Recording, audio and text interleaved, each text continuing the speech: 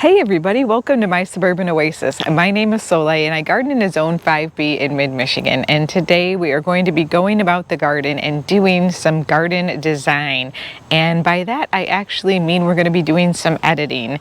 And it seems kind of strange, but it's kind of like drafting a story, right? You write a rough draft and sometimes you have to take out some parts in order to insert a better part. And so that's what we're going to be doing today. Editing is a really fantastic way to walk through your garden, take a look at things that may or may not be working, make more of things that are going to be working in your garden, and then edit out those things that aren't working, take them away so that you can then take those things that are doing well for you, propagate them, put them in place, or go buy some more of them, whatever it is that you need to do to get them. So today we're going to be taking out quite a few hostas, because for me hostas were one of the plants that I really started gardening with. It was an easy plant to start with, and in addition to that, they're easy to divide, and my friends and family were able to give me some of those to really get my garden going in the beginning. So as I propagated them over the years, I used them to fill in new beds in areas where there was bare soil, because for me it really has helped to cut down on the weeds and any soil issues. We want to make sure that the soil is covered so that we're not getting lots of weed pressure, and that has been, in my experience, the best way to do it. And so that is why I continue to cover the soil with plants that I call filler plants. And today we're going to be taking out some of those. So let's get started. So we're going to start here in the shade garden, and I've already taken out one hosta, which was right here. And I'm going to be taking out the second hosta over here. And the reason for that is, again, I use these as filler hostas. They're taking up space, helping to cover and shade the soil. And now that we're getting closer to fall, I have some ideas about what I want to do with this bed differently. So I'm going to take this plant out and make room and space for those plants that I want to have instead. Let's get it done. This hosta has been in place for a few years. It's just about at its maximum height, but definitely not at its maximum width, and it's just taking up too much space now, and it's kind of blocking the growth of my oak leaf hydrangea that I have. So it's time to get it out, because I really do enjoy this oak leaf hydrangea, and I want it to get all of the sun and moisture and all of the nutrients that it can from the soil it has around it.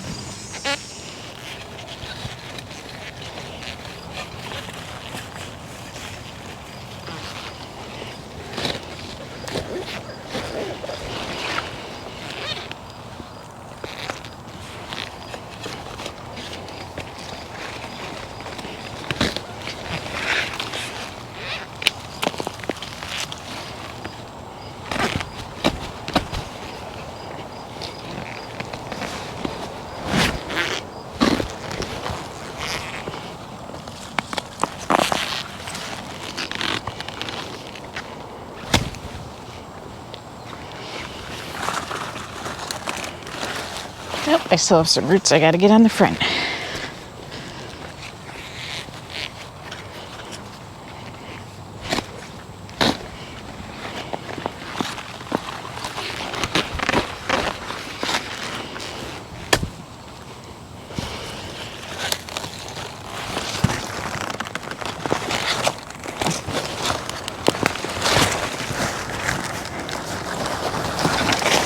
Now, every time I take a plant out today, I'm going to be making sure that I get as much of this native soil off of the root balls as possible, because I really do want it to remain in the garden beds. I've worked on this soil for many, many years to get it good, so I don't want to take it out.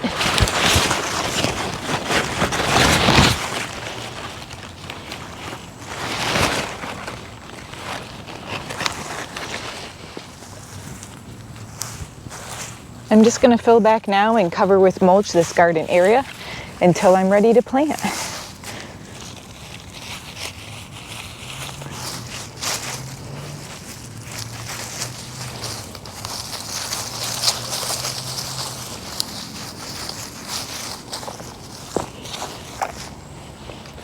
All right, and now we have some space to move things around in here. Feels great. It feels like that hydrangea is no longer being kind of swamped out at the base. So hopefully that will continue to fill out as well. And before I go any further, I just want to say to you that I get a lot of comments about what do I do with the plants after I take them out of the garden? Do I give them away? Do I plant them someplace else? I do usually give them away. That's typically the first thing that I do if I don't have space for them in my garden. So here we are in one of my side beds right now, and I have some hostas that are on either side of this hydrangea that is tucked into the corner. And originally they were, you know, filling up some space for me as this hydrangea began to fill in. But now it's much bigger, and so they kind of feel like they are right in the way of it getting bigger. So we're going to take them out. So let's get that done.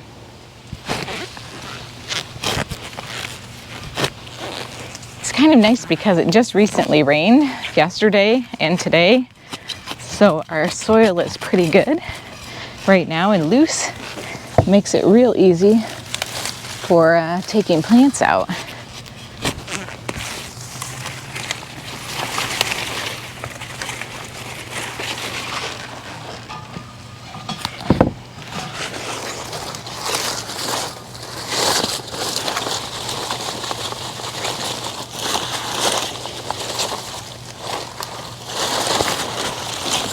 I'm just making sure to give these root balls a real good shake, and that's about it to make sure that I get the soil off.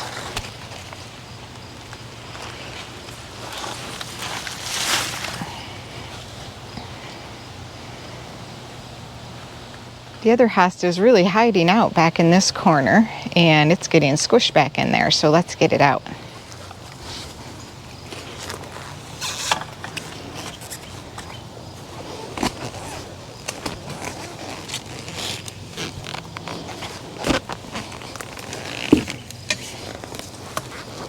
But there's not a lot of room for me back here.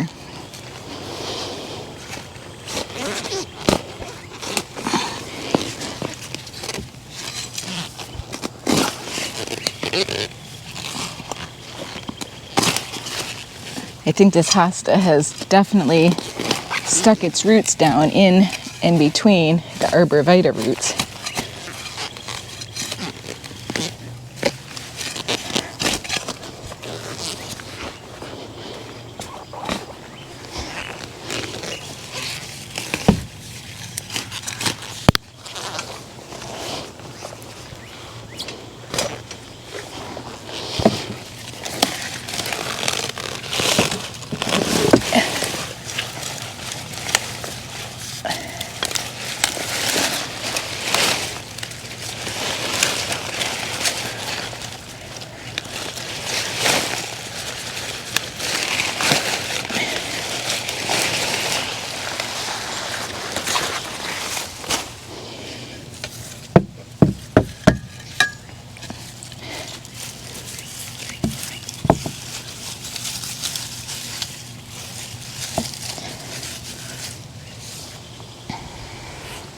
All right, so you can see now that the space in this garden bed has just opened up just enough to give that hydrangea room to breathe, a little bit more space for its roots and all of that good stuff. I am probably going to be moving these lilies because they are tucked in quite close to, as well as that has grown in and filled out the space. Now the other thing I'm going to do in this garden bed is take out the 2 coneflowers because they just don't look great in here anymore. Those were also being used as filler plants because I've divided those so many times over the year. And when I had extras, I would put them where I needed a sun-loving plant. Coneflowers don't have really deep roots, so they actually are quite simple to take out. And despite these shallow, fairly shallow roots, they are actually quite tolerant of drought.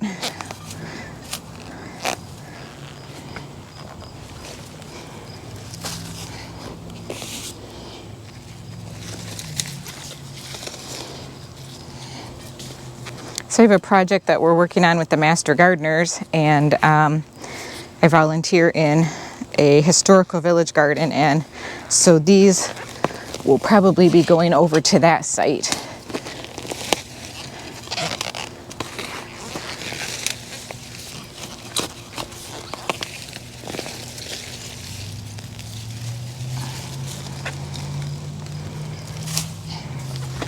And this will be quite a nice little patch to start off with over there.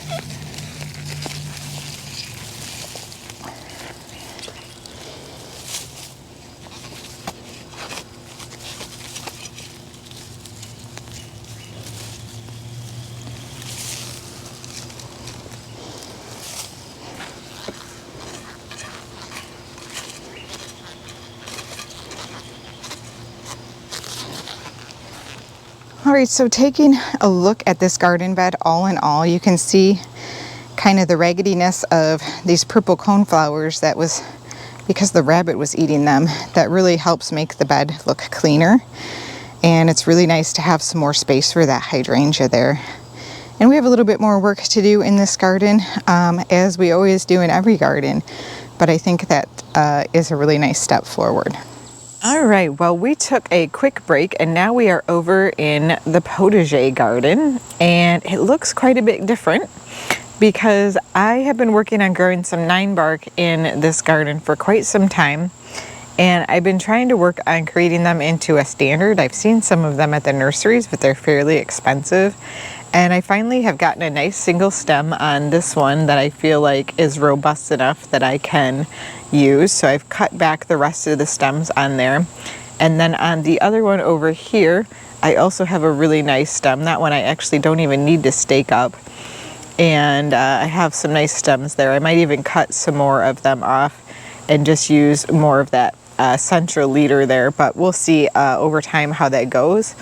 But right now, the other thing that I want to do is I want to get these roses out of this Protege. So these roses, they're pretty, but they only bloom for a very short period of time. It actually looks like I'm about to get some additional blooms right now, but the thing is these were here when I moved into this house about 20 years ago. Well, it was 19 anyways, and they're fine roses, but they don't really do a whole lot, and I don't want them in the Protege anymore. They're blocking the sunshine, and I really do want to just have plenty of room for parsley and for my herbs and my tomatoes, and make sure that we are able to get plenty of sunshine in this area. So we're going to take them out. So let's get going on it.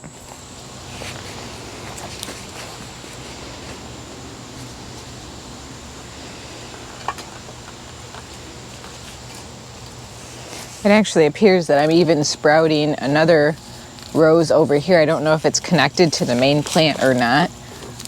Let's see. Yeah, it looks like it's actually rooted and is connected to the main plant. It's cute. It has a really pretty nice little rose on it. But these are not very prolific blooms. They're pretty. I don't even know what they are. But they don't last for very long, and so they're coming out.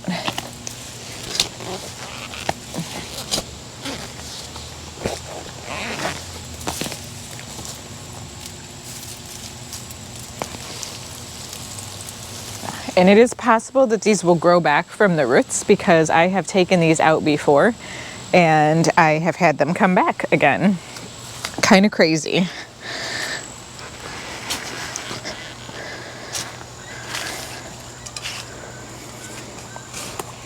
Oh, it smells so good, you guys. I just like brushed into the basil.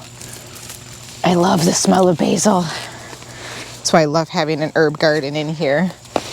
I like to grow basil and cilantro and parsley and just have it right outside my door.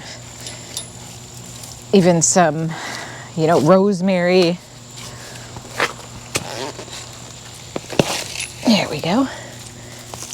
The roots on these roses tend to go pretty deep.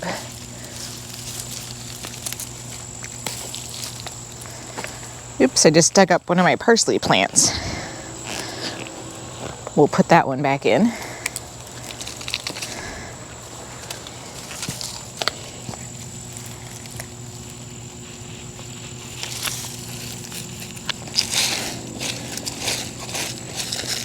Tell you what, I have found out that groundhogs really do like parsley. It's one of their favorite plants. So I've definitely had to try to protect it from the groundhog this year. It has come through and decimated it several times.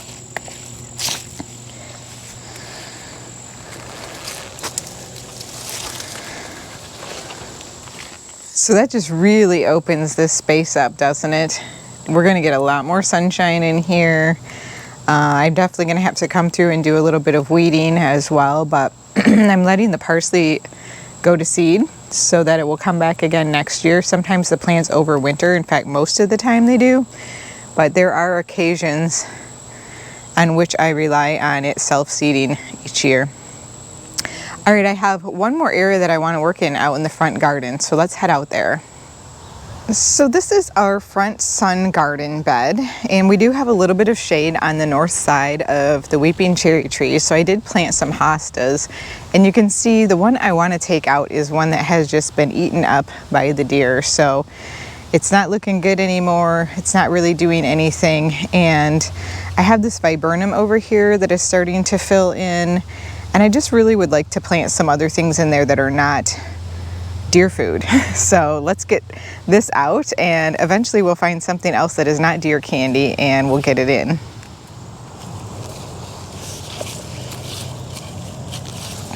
Right now I am leaving in these golden tiara hostas that are in front of it, but it's quite possible that in future years or even later on this year that those might come out. They don't get eaten as much as some of the other hostas. I'm really not sure why that is, but there's definitely hostas that the deer prefer to eat in the garden.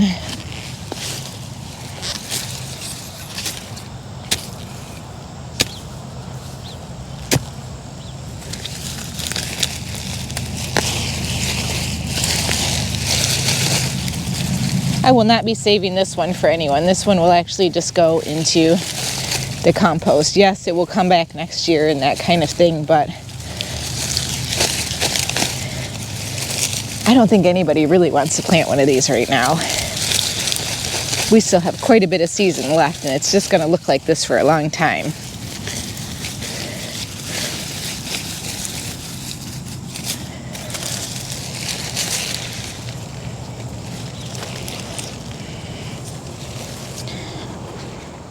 Okay, well there we have it.